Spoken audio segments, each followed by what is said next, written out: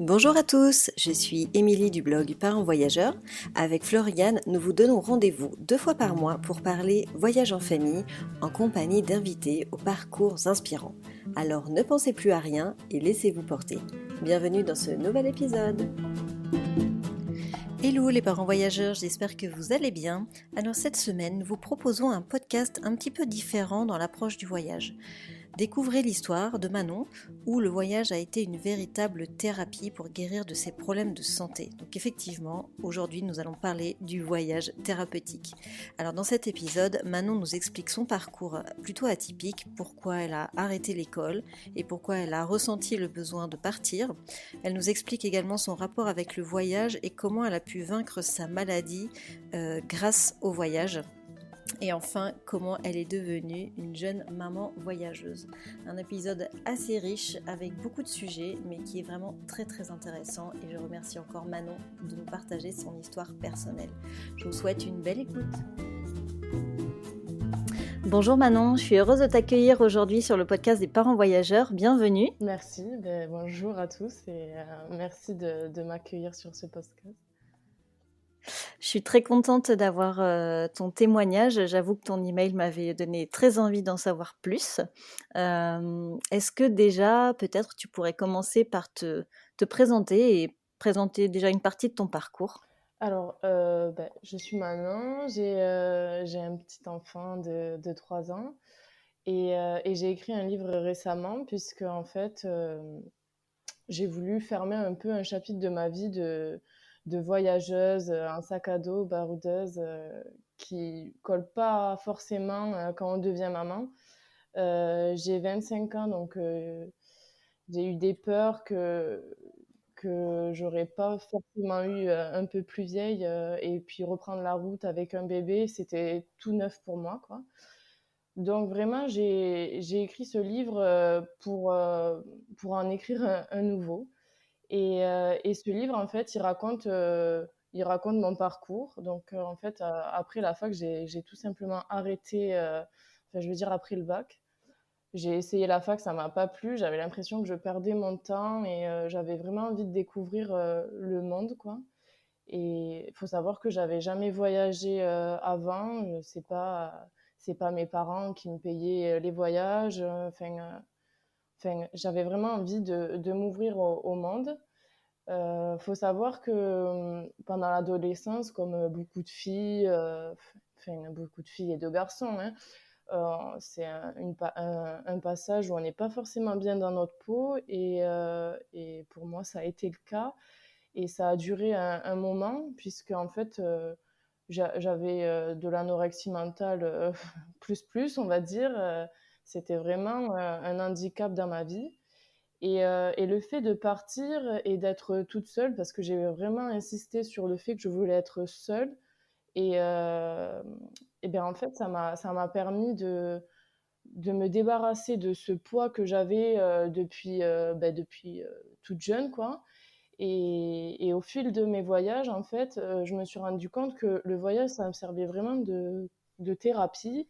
Et chaque découverte que je fais, puisque dans mon livre, je raconte ce que je vois, ce qui m'a plu, les rencontres et tout ça. Et en fait, fur et à mesure, on voit que j'évolue, que la place de l'alimentation, mes peurs, mon isolement, et ben, en fait, il s'efface, il est plus présent. Et en fait, quand je deviens maman, c'est vraiment la fin du chapitre du livre, de cette étape-là. Et, euh, et c'est vraiment un nouveau livre qui s'ouvre avec, j'ai envie de dire, une aventure que j'ai envie d'écrire, mais complètement différente de celle-là, qui est vraiment, a été pour moi, voilà, vraiment le voyage thérapie par excellence, quoi. Hyper intéressant ce parcours et je pense qu'il peut aussi parler à beaucoup de personnes. Du coup, tu as dit beaucoup de choses, on va juste reprendre quelques points. Ah, déjà, à quel âge tu as commencé à voyager? J'avais 18 ans. D'accord, Vraiment, ok. c'est voilà, la majorité, c'est bon, je suis libre. Et du coup, tes parents, ils ont accusé le coup comment que tu arrêtes l'école et que tu, Ben, tu en, partes vivre ta vie? en fait, bon, déjà que je parte, c'était un peu, ils avaient un peu d'appréhension et tout ça, donc c'est pour ça que j'ai tout organisé de A à Z pour leur enlever cette peur. Après que j'arrête l'école, ça n'a pas été un frein pour eux ou enfin une honte ou une source de conflit parce que ils voyaient que j'étais très très mal. Je pleurais du matin au soir. Enfin, j'étais vraiment pas bien dans mes baskets et la pression de l'école, puisque je savais pas ce que je faisais là, c'était la goutte d'eau en fait. Donc pour eux, ils m'ont dit fonce quoi, vas-y, fais ce que tu veux quoi. Mmh. Et quand tu dis que tu avais préparé ton voyage, qu'est-ce que tu entends par là? En fait, mon premier voyage pour que mes parents me disent oui, parce que je voulais pas être en conflit avec eux, j'avais quand même envie de rester en bons termes. J'avais tout organisé, je savais quand j'allais atterrir, quand j'allais revenir, mes étapes. Je voulais vraiment que le premier, ça soit, voilà, ça soit une, voir déjà si ça me plaît, que je sois rassurée parce que j'avoue que j'étais une trouillarde, et, euh, et au moins que ça me lance dans le bain, mais tranquillement, quoi. Mmh. J'ai fait vraiment étape par étape pour pas trop me D'accord. bousculer non plus, quoi. Et du coup, tu avais choisi quelle destination pour, la première étape, enfin le La premier première pays? étape, ça a été simple. Je suis allée au Royaume-Uni et en Irlande, quoi. J'ai fait ce petit tour-là. Après, je suis restée un peu en Europe dans les premiers temps, puisque j'ai continué. Et après, au fur et à mesure, je me suis ouverte, j'ai fait des rencontres, des nouvelles amitiés, et ça m'a permis d'aller en Asie. Et c'est cette étape-là qui m'a énormément changée d'ailleurs. Et ensuite, plus à l'aise, je suis allée en Afrique du Sud toute seule. Enfin, après, ça a vraiment évolué, quoi. Mmh. Oui, ça tu vraiment évolué en fonction de tes voyages et tes destinations. Elles aussi, du coup, ont évolué, c'est intéressant. Voilà, Et c'est vraiment, et quand tu es ouais, c'est... partie à 18 ans, tu savais ce que tu recherchais au-delà de, voilà, de mettre le cap parce que tu étais mal? Tu t'étais donné des En fait, je me objectifs? suis dit, en fait, quand je suis partie, je me suis pas dit c'est pour me... Je savais que c'était pour me sentir mieux, mais j'avais pas l'ampleur de, par exemple, de l'anorexie mentale qu'elle avait sur moi ou de l'isolement que je me faisais par rapport aux autres. J'avais pas cette ampleur-là puisque je suis quand même entourée tous les jours, j'ai des amis sur place et tout ça, et je ressentais pas, enfin, je pense que je niais un peu le truc, et quand je suis partie, vraiment, je me suis dit, ben au final, oui, oui, il y a tout ça quoi devant moi. Et mon but de partir, c'était aussi de me retrouver, de savoir ce que je voulais faire. Parce qu'en fait, j'étais vraiment perdue. J'étais en histoire de l'art, ça me plaisait énormément. Mais je comprenais pas pourquoi tous les matins je me levais pour aller à l'école. Enfin, j'avais besoin de donner un peu un sens à ma vie, quoi.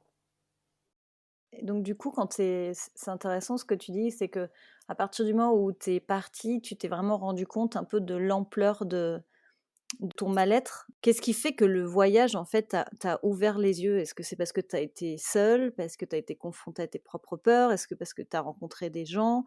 C'est quoi qui a fait, qui a été le déclic pour, te dire: «Mais waouh, en fait, j'en étais quand même arrivée à ce niveau-là, il était temps que je fasse quelque chose», tu vois? Ouais. En fait, au début, quand j'étais seule, forcément, seule, il y a personne pour te rassurer quand tu manges, enfin, moi, c'est surtout par rapport à la nourriture, quoi. Quand je mangeais quelque chose, souvent, quand j'étais, par ici, quoi, vers chez moi, on me disait: «Mais Manon, tu peux en manger, tant, vas-y les yeux fermés», donc je culpabilisais, mais là, toute seule, face à ce genre de truc, je me disais, mais c'est pas possible. Je me mettais dans des états pas possibles, alors que j'étais dans des lieux magnifiques. Il y avait une richesse culturelle que j'avais jamais vue ailleurs, puisque j'avais jamais voyagé. Donc, vraiment, j'avais l'impression que mes cours d'histoire de l'art étaient en vie, quoi. Donc, je me régalais. Et malgré que je me régale parce que c'est magnifique, que j'adore prendre des photos, je peux prendre des photos dans les rues et tout ça, je me mets quand même dans des états pas possibles. Et ensuite, après, quand je vais en Asie, que je vois la pauvreté, enfin, que je réalise quand même la chance que j'ai. Puis mon amie qui était avec moi avait des problèmes de santé, elle pouvait pas manger tout ce qu'elle voulait, et moi je faisais mes caca nerveux, et c'est vraiment en rentrant, je me suis dit non mais là stop, vraiment stop, et à partir de ce moment-là, j'ai vraiment commencé à aller beaucoup mieux. D'accord. Et tu avais pas été suivie avant pour Euh, pour si, ce problème-là? Si, j'avais été chez un psychologue tout simplement et franchement, je pense que si on n'a pas envie de faire le déclic ou si seulement on réalise pas trop et que c'est, nos proches qui nous encouragent, beh, ça peut pas changer. Je pense que c'est vraiment une démarche personnelle, une volonté personnelle tout simplement. Mmh. Donc ça a quand même mis du temps avant de Ah se oui, résorber, oui. enfin que tu aies eu ce déclic qui t'a permis de passer Oui, ce cap, en c'est fait. ça. Ça a mis vachement de temps puisqu'en tout, je pense que j'ai été, dans ce tourbillon pendant à peu près 10 ans, quoi.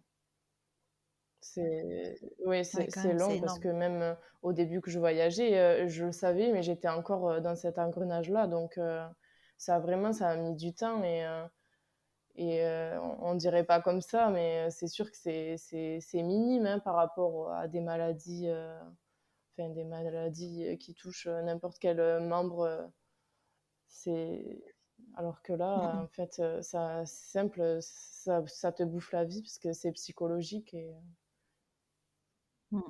Oui, il y a pas une maladie pire oui, qu'une autre, ça ouais, reste une maladie et il faut l'accepter et faire le chemin pour guérir quand c'est possible. Mais c'est vrai que le psychologique, c'est encore plus sournois parce que ça se guérit pas voilà. avec des médicaments. Il y a vraiment aussi quelque chose à faire, un travail sur soi et voilà, c'est pas simple comme cheminement, quoi. Non, ça c'est À sûr. ce moment-là, donc tu as 18 ans, tu es toute jeune, tu pars, à ce moment-là, comment tu finances tes voyages?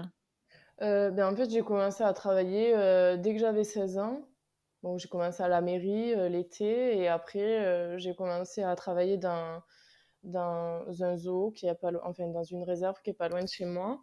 Donc je travaillais l'été et après j'ai commencé à faire les saisons de avril à septembre. Dans aucun cas, je voulais que mes parents m'aident ou je voulais vraiment être indépendante, de A à Z, quoi. D'accord, donc du coup, tu avais ton petit pécule de côté avant de partir Voilà, et tu c'est arrivais ça. à tenir, tous tes voyages avec ce que tu avais mis de côté? Ouais, ouais. D'accord, bien. Voyage avec un petit Oui, budget. c'est ça, avec un petit budget, un sac à dos et voilà quoi. Je sais qu'il faut pas que je dépasse tant de budget. Je regarde avant de partir les montants des musées, des activités à faire sur place pour pas arriver et à me mettre dans le rouge et voilà. C'est juste une question D'accord. d'organisation, mais sur ça, même encore aujourd'hui, je suis très carrée. Ça reste ce genre Ouais, d'automatisme. voilà, ça c'est, peut-être qu'un jour, à force de voyager, je vais arriver à lâcher prise, mais c'est vrai qu'encore aujourd'hui, j'ai besoin de tout regarder et j'ai envie de rien louper, quoi. Mmh, et donc du coup, tu arrives à financer combien d'années de voyage, comme ça? En fait, ce train de vie-là a duré 4 ans. Ouais. D'accord, ouais, donc c'est Ouais, chouette quand non, même, ça franchement, permet vraiment de dé après je regrette pas, ouais. juste un petit aparté sur l'Asie. Tu disais que l'Asie, ça avait été un déclic, tu peux nous en parler? Déjà, c'était la première fois que je quittais le continent européen. Et je pense que quand on va en Asie, c'est quand même un choc, culturel puisque les gens, ils ont pas du tout la même façon de penser qu'en Occident. Ils sont bienveillants, enfin, du moins, au Cambodge, hein. Après en Thaïlande, c'était un peu moins bienveillant, mais je veux dire au Cambodge, c'était vraiment, ils avaient le sourire, alors qu'ils ont rien et ça fait quand même prendre conscience, de la place qu'on a et de la chance qu'on a, ici, quoi. Et je pense que cette claque-là, elle a été quand même vachement bénéfique. Et justement, après, je me suis rendu compte que quand j'allais dans...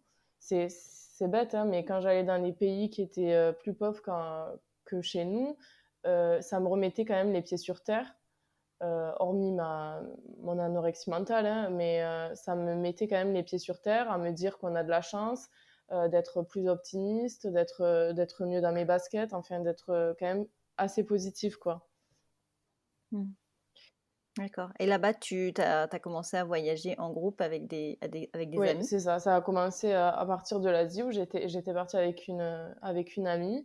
Et puis, et de fur et à mesure, en fait, j'ai eu des propositions de mes amis, de ma famille qui voulaient partir. Et je me suis dit pourquoi pas plutôt que de rester seule, puisque pour moi, j'avais fait quand même le tour de rester seule et de me questionner. Et j'avais plus besoin de m'isoler non plus, quoi. J'avais envie de partager. D'accord. Hyper intéressant. Tu voyages comme ça en solo avec ensuite tes amis. Ensuite, tu tombes enceinte. Tu ouvres un nouveau chapitre. Tu peux nous expliquer, C'est ça. bah, comment ça s'est passé? Quel état d'esprit tu étais? À quel moment c'est arrivé? Est-ce que c'était quand tu étais en Asie ou tu étais rentrée en France? En fait, j'étais rentrée en France et c'est vrai qu'à à cette période-là, j'étais vachement bien et je pense que ça y joue, ouais, quand on fait des rencontres, quand on est quand même plutôt bien avec soi-même, qu'on lâche prise et j'ai fait cette rencontre-là et en fait, je suis partie au Brésil avec des amis et puis à mon retour, en fait, j'ai appris que j'étais enceinte. Mon monde, il s'est pas effondré ou je me suis pas dit: «Putain, je vais me prendre, je vais prendre du poids». Enfin, j'ai quand même bien pris, la chose puisque, je me suis pas dit aussi, «Je vais arrêter de voyager». Pour moi, c'était une évidence que j'allais continuer de voyager avec Mmh. mon enfant, quoi, qu'il y avait pas de la vie ne s'arrêtait pas parce qu'on avait un enfant et au contraire, puisque j'ai jamais voyagé avec mes parents et je leur en veux pas du tout, ouais, puisque j'ai eu quand même de la chance, par rapport à mon éducation et tout ça. Mais pour moi, il est primordial maintenant que mon fils, découvre le monde, s'ouvre justement, qu'on l'amène dans des pays pauvres, qu'il voit quand même la chance qu'il a, qu'il prenne une conscience qu'on ne peut pas avoir si on ne Mmh. voyage pas. Et pour moi, ça, c'est important de continuer ce chemin-là, Mmh. en fait. Ouais, tu veux en fait quelque part, pas ne pas reproduire ce que toi tu as vécu, mais déjà lui donner quelques cartes, en main pour qu'il prenne conscience en fait, de la vie, pas forcément de la chance qu'il a, mais hem, voilà de ce qui Oui, c'est ça. l'entoure et cetera. Quelque part, est-ce que indirectement, c'est ça, Mais tu veux tout de suite, que lui, il n'ait pas besoin de passer par les mêmes étapes que c'est toi ça et finalement? puis, je trouve que ça fait partie quand même d'une éducation, de voir, enfin, ça y éveille la curiosité, de voir des monuments qui sont pas les mêmes en France, de voir, une langue qui est différente, enfin, les enfants qui jouent pas avec les mêmes jouets parce qu'ils ont rien. Enfin, c'est vraiment, un tout et je pense que c'est quand même important, quand on aime le voyage, bien sûr, de Mmh. l'apporter à son enfant directement plutôt que de le laisser chez papy, mamie et nous, on va continuer notre vie parce qu'on aime bien les voyages, quoi. Je trouve que Mmh. c'est bien de continuer. Oui, c'est un peu dommage de oui, c'est sûr, c'est sûr. Je te rejoins tout à fait. Du coup, tu tombes enceinte, alors je sais pas si c'est indiscret ou pas, mais tu vis avec le papa Oui, oui, ou tu es maman non, non, solo? toujours, on est toujours ensemble. Quand le bébé arrive, comment donc du coup, tu penses forcément à repartir en voyage. Qu'est-ce qui change, dans votre, manière de penser, de voyager? Enfin, comment vous imaginez la suite avec ce bébé? Moi, j'avais vraiment envie de repartir en voyage. Seulement, c'est vrai qu'au début et je le dis dans mon livre, j'avais peur à faire un deuxième. Par contre, je penserais autrement. J'avais peur de tout ce qui était Afrique, Asie ou des pays qui fait chaud. Pour un bébé, je me disais que c'était pas possible. Puis, par rapport au vaccin, enfin, c'est quelque chose qui me faisait peur. Donc moi, j'avais plutôt envie de partir, à l'aventure dans l'Europe de l'Est que j'aime beaucoup. Mais pas forcément dans l'immédiat dans un pays, d'un autre continent où il y a des risques, quoi, en fait. Donc, D'accord. c'est ce qui me enfin, c'est ce que j'avais envie, au début. Seulement, il y a eu le covid donc, en fait, je suis vraiment passée de 4 ans où je découvre le monde à je suis maman et je suis enfermée parce qu'il y a le covid comme tout le monde et ça a vraiment été un choc et c'est à ce moment-là où j'ai écrit de toute façon, je me suis replongée dans mes carnets et je me suis dit: «Bon là, vraiment, il faut que tu écrives, même si tu le diffuses pas, ça te permettra de passer à autre chose et de vouloir, reconstruire une nouvelle histoire, quoi». D'accord et du coup, tu parlais de replonger dans tes carnets, ça veut dire que pendant ces 4 ans, tu as tout écrit? Oui, Donc vraiment tout. Après quand j'étais avec des amis, c'est vrai que j'avais moins de temps que quand on est seul. Mais c'est vrai que vraiment j'ai plusieurs carnets où je dessinais, où j'écrivais vraiment le fond de ma pensée Et quand je les ai relus, parce que j'avais jamais relu depuis, quand j'ai relu ça, il avait à peu près 1 an, mon fils. Et donc, j'avais vraiment pris une maturité, parce que quand on devient maman, quand même, on prend une certaine maturité. Donc, j'avais pris cette maturité-là, plus le retour de mes voyages où ça m'a fait quand même pas mal grandir. Et quand j'ai relu tout ça, je me suis dit, non, mais alors là, franchement, c'est le monde à l'envers, quoi. Et je pensais que c'était. Enfin, je me suis dit, c'est judicieux d'écrire parce que je pense que je suis pas la seule. Après, au début, je savais pas si j'allais le diffuser ou pas. Je me suis dit, je vais écrire comme si je parlais à quelqu'un, ou si on me lit ou on me lit pas, c'est pas grave. Mais je pense que ça peut aider, puisque c'est un problème que j'ai eu, mais ça peut être n'importe quel problème au final, parce que vu que j'ai utilisé le voyage comme thérapie, quoi, je me suis dit, ça peut être pour tout le monde au final. Mmh. Mmh. Ouais, c'est intéressant. Donc finalement, c'était le voyage et l'écriture qui t'ont probablement aidé Oui, dans oui, cette quête. c'est la finalité au final. Ouais, ouais, c'est chouette. Pour le Covid, vous êtes bloqué. Après, vous envisagez de repartir. Ouais. Comment tu envisages ce voyage? Tu nous as parlé d'un voyage en camion Oui, c'est aménagé. ça. Ça a été vos premiers voyages. Ton fils, il avait quel âge? Il avait 1 an et demi quand on est parti. D'accord, Il est né en décembre et on est parti en août, en fait. d'accord. Et de l'année d'après, bien sûr. Parce que la première année, en fait, même quand les frontières ont réouvert, on avait acheté une maison, et là, on était à fond dans les travaux, donc on ne pouvait pas partir non plus. Et puis après, les frontières, elles ont refermé, donc voilà. D'accord. Et du coup, on est parti, il avait 1 an et demi. Je suis partie avec mon frère parce que mon copain, il avait envie de se découvrir aussi seul. Donc lui, il m'a dit, bah, écoute, tu pars avec ton frère en camion pendant, je sais plus, pendant quasiment, on est parti 15 jours, 3 semaines en Italie. Et moi, je pars en Croatie tout seul, en sac à dos. J'en ai besoin, donc j'ai respecté ça, et je trouve que c'est bien aussi.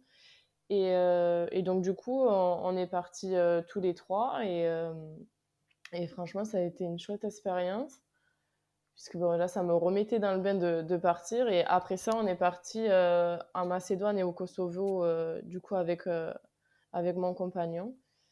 Et au final, j'avais beaucoup d'appréhension. Bon, déjà, pour le camion aménagé, on était parti quelques week-ends, ça se passe plutôt bien, puisque pour un enfant, c'est le confort au maximum, puisqu'on a notre maison roulante, entre guillemets. Donc, qu'on soit à 10 kilomètres de chez nous ou plus loin, il n'y a pas trop de restrictions, quoi.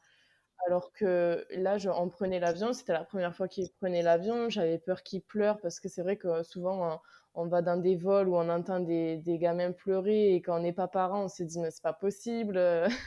Alors que maintenant, ouais, ouais, c'est ça. Faites-le taire! Alors je me disais, si ça dure pendant 3 heures qu'il pleure, enfin comment faire, quoi. Au final, on a toujours peur pour rien, puisqu'il a dormi tout le Ouais. long. Enfin, c'était des appréhensions. De toute façon, il faut y passer, parce que c'est les premières fois, on a toujours peur, hein.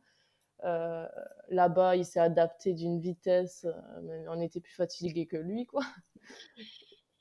Donc, et au final, après, on s'est dit, ben, on peut voyager, on peut continuer à voyager comme ça avec lui, ça pose pas de problème, quoi. Et encore, ben, il y a une semaine, enfin, il y a quelques jours, on était en Égypte, et il s'est très bien adapté. Enfin, voilà, il lui faut un petit jour pour comprendre là où il est, et qu'est-ce qu'on va faire, mais après, il s'adapte, quoi. Et je pense que nos projets futurs, ça va continuer comme ça, quoi. Ouais, c'est chouette. C'est vrai que souvent on se fait une montagne, mais il s'adapte beaucoup plus rapidement. Alors vous avez fait donc le premier voyage, donc il était en camion aménagé, et après vous avez changé votre mode de voyage, vous êtes parti en sac à dos. Est-ce que tu peux nous raconter un peu comment tu organisais? Parce que est-ce que là-bas vous avez loué une voiture? Vous preniez les On, transports en on prend les commun? transports. Comment tu l'avais? Bien, en fait, vu on avait moins de 25 ans, et que pour louer une voiture, on paye très cher pour pas grand-chose, quoi, puisque maintenant c'est 25 ou 26 ans pour avoir des tarifs entre guillemets normaux. Donc on s'est dit, on prend les transports comme on l'aurait fait sans lui. Et au final, le petit, il s'endort rapidement. J'avais pris des livres, enfin, on l'occupe si c'est un peu trop long. Et même l'été dernier, on est parti, on a fait un petit tour de Bosnie. On a fait la Bosnie, la Serbie et le Monténégro. Donc, on a fait tout en bus et en train, qui sont pas forcément les bus d'ici, hein, et les trains d'ici. Mais franchement, ça y a pas posé de problème. Il s'est assis, on a joué, il a dormi. Enfin, ça allait très vite. C'était plus nous qui étions impatients, encore une fois, que lui, quoi. Donc, Ouais, lui, il est content parce qu'il est avec ses voilà, c'est parents ça. et il a toute l'attention de ses parents. C'est ça. Puis après, voilà, il faut l'occuper, et, enfin, comme nous, quoi, au final, pour que ça passe plus vite. Ouais, c'est vrai. Ce changement de, voilà, ta perception, toi, de voyager seul et voyager avec un enfant, là aujourd'hui avec un peu de recul, voilà, qu'est-ce qui a changé ou qu'est-ce qui n'a pas changé? Quelles étaient tes croyances avant et que finalement c'était des fausses croyances? Parce que là, du coup, vous avez quand même déjà pas mal voyagé avec lui. Ben, vraiment, au début, voilà, comme j'avais dit, j'avais peur de partir un peu loin, les vaccins, la Mm, chaleur, enfin, les maladies. Et au final, à refaire, je me poserai pas autant de questions puisqu'il s'adapte. Enfin, c'est plutôt à nous de faire attention à lui, de bien prendre les précautions. Mais enfin, je pense que au final, même si on était parti en Asie, ça aurait pas pu changer que si on serait parti en Europe de l'Est en plein août, quoi. mm, Je pense que c'est exactement pareil, et c'est nous qui nous bloquons dans la tête à dire que c'est peut-être dangereux parce qu'il est petit. Et vraiment à refaire ça, c'est vraiment une fausse idée qu'on se fait. On se fait des peurs pour rien. mm. C'est Et vrai. C'est vrai que souvent on se fait une montagne, mais ça je pense que c'est pour le premier aussi. oui, C'est tout c'est ça. nouveau et c'est vrai qu'on stresse assez facilement, mais en fait, après on se rend compte que c'était un peu bête, mais en Ouais, même c'est temps c'est ça. un peu notre instinct de protection, je pense, au départ et Ben, c'est ça, c'est tout nouveau, c'est une nouvelle vie, donc on se dit peut-être que ça peut pas coller avec l'ancienne vie aussi, puisqu'on a un peu moins de liberté, mais au final, au fur et à mesure, on se rend compte que c'est nous qui nous bloquons tout seuls, quoi, parce que mmh, on peut très bien faire tout ce qu'on faisait en sac à dos, seul ou en couple, et avec un enfant, quoi. mmh, Il mmh, suffit juste d'être organisé après, parce que c'est vrai que si on réserve en Macédoine, on n'avait pas réservé d'hôtel, et on attendait de le faire au dernier moment. Et on n'avait pas de connexion, on a attendu un peu longtemps dehors. Et c'est vrai qu'il s'impatiente beaucoup plus qu'un adulte. Et sur ça, je pense qu'il quand même, il faut être un peu carré pour pas avoir des moments où ça part en pleurs ou en petite mmh. crise parce qu'on ne s'est pas bien organisé, quoi. Ouais. Ouais, donc vous partiez vraiment en backpack à fond, quoi. Vous aviez genre Oui. vos billets d'avion et c'est tout. Après vous faisiez au jour le jour? C'est ça. D'accord. Ouais, c'est coo c'est cool. C'est vrai que généralement, les parents, quand ils partent au départ, ils réservent bien tout et on peut dans l'excès tu vois, de prudence, tu vois, d'organisation pour que du coup, que tout soit parfait. Mais en fait, non, vous aviez quand même vous êtes lancés dans le grand bain, quoi. Oui, c'est ça. Et en fait, on avait tellement envie de partir depuis le temps qu'on était bloqués que on s'est dit, il y a pas de barrière, on Mmh. fait comme on a envie, et ça fonctionnera. Et au final, on a eu raison, ça a fonctionné. C'est sûr que oui, ça a pas été simple parce qu'à cette période-là, heu, à ce passage-là, je veux dire, on n'avait pas d'hôtel, et ça marchait pas, enfin bref, mais ça a quand même fonctionné, quoi. Donc Mmh. Ouais, maintenant, c'est chouette. voilà, c'est pour ça que aussi dans mon livre, j'ai fait vraiment un passage. Ma première partie, c'est quand je voyage seule, et enfin seule ou accompagnée. Et la deuxième partie, c'est maman, parce que après, c'est sur Instagram, on voit plein de familles qui voyagent et tout ça, mais au quotidien, c'est vrai que il y en a plein qui me disent: «Ah, mais tu voyages avec le petit, comment tu fais?» Enfin, et je trouve que il y a certaines personnes qui se mettent des bâtons dans les roues alors que c'est tellement simple. Et c'est quand même, je trouve que c'est enrichissant de voyager avec ses enfants, puisque ils ont un regard. Bon, là, il était petit au début qu'on a voyagé, mais aujourd'hui, il va avoir des questions, quand on va rentrer pour dormir, il va nous raconter la journée et avec un regard enfantin. Et je trouve que c'est quand même intéressant de voir ce regard-là. Ouais, c'est vrai, ils ont pas la même perception, ils vivent pas les choses pareil et en fait, c'est intéressant de voir ça et plus ils grandissent, plus c'est intéressant au final Ah et oui, tu dis que j'imagine, ouais. c'est une chance, de pouvoir leur faire découvrir ça et c'est dommage que certains parents se bloquent tout ça parce qu'ils ont peur, quoi. C'est Oui, ben c'est ça. ça C'est pour ça ça que je tenais vraiment à avoir cette partie-là sur maman, parce que je me suis dit peut-être que ça va débloquer quelques personnes qui avaient des peurs et qu'au final, mmh ils peuvent Ouais, y aller les les yeux peurs, fermés, quoi. ouais, ouais, les peurs, ça se travaille. Oui, c'est ça. Ouais. Hem, du coup, depuis que tu as ton petit, vous avez fait quoi alors comme voyage, comme pays? Donc, bah, on était allé en Italie en premier. Ensuite, on avait fait, comme j'avais dit, la Macédoine et le Kosovo. Après, on est allé en Turquie. On a fait un petit tour de la Turquie, c'était vachement cool. Après, on est reparti l'été, comme je disais, en Bosnie, au Monténégro et en Serbie. Et là, on revient de l'Égypte. On a déjà prévu un voyage pour cet été. Et après, bon, dans l'avenir, on aimerait faire un petit tour du monde. C'est vraiment l'objectif. Et bon, là, on est en train de préparer, de voir ce qu'on peut faire et on espère que ça aboutira. C'est cool, c'est des chouettes projets et Voilà. et du coup, le papa, il est aussi, voyageur que toi et vous étiez aussi dans le même mood par rapport à ça? Parce que ça, mine de rien, c'est aussi important. Alors en fait, il n'avait pas tellement voyagé que ça. Il était beaucoup allé au Maroc puisqu'il il est d'originaire de là-bas.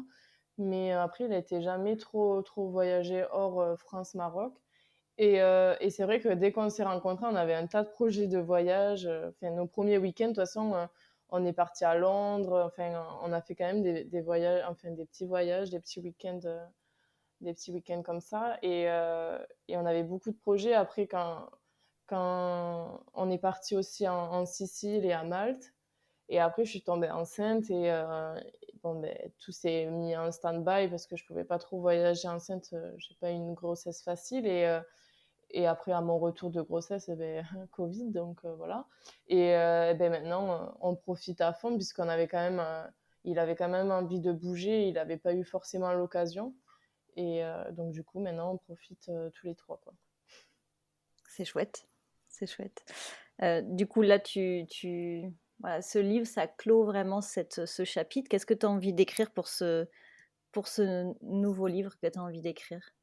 Ben, en fait, j'aimerais vraiment faire un tour du monde, voyager dans plusieurs pays qui sont hors de l'Europe. Et je pense que maintenant, avec ma vision qui est quand même différente que celle que j'avais quand je voyageais hors du continent il y a quelques années, je pense que j'aurais quand même une vision du monde complètement différente.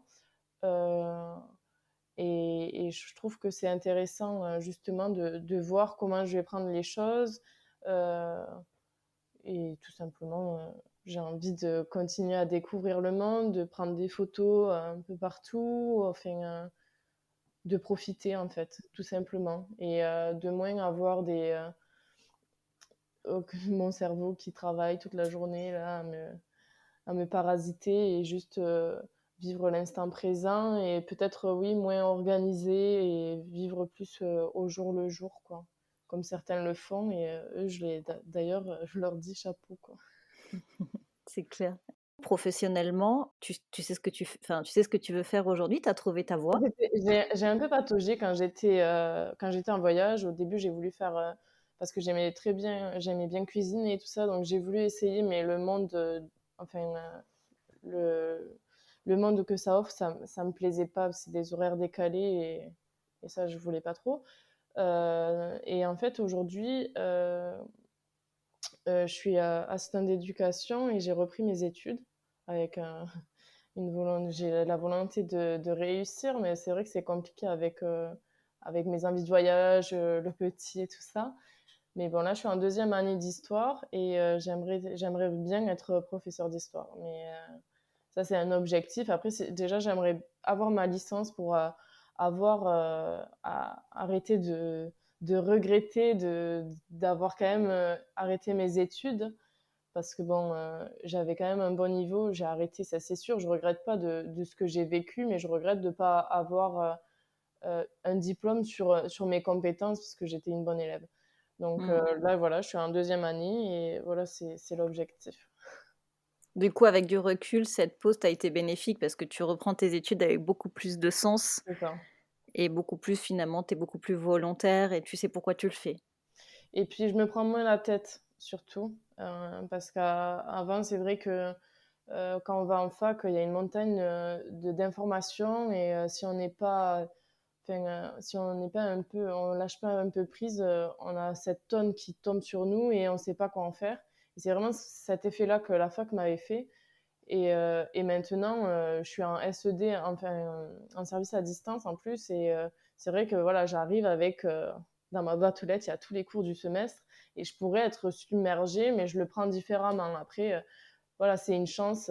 Si je l'ai pas, je me donne tous les moyens, mais je me donne tous les moyens et voilà quoi. Si je l'ai pas, je l'ai pas, mais au moins j'aurais été au bout de mon objectif de passer cette licence plutôt que d'avoir baissé les bras et j'avais même pas passé mes partiels. Donc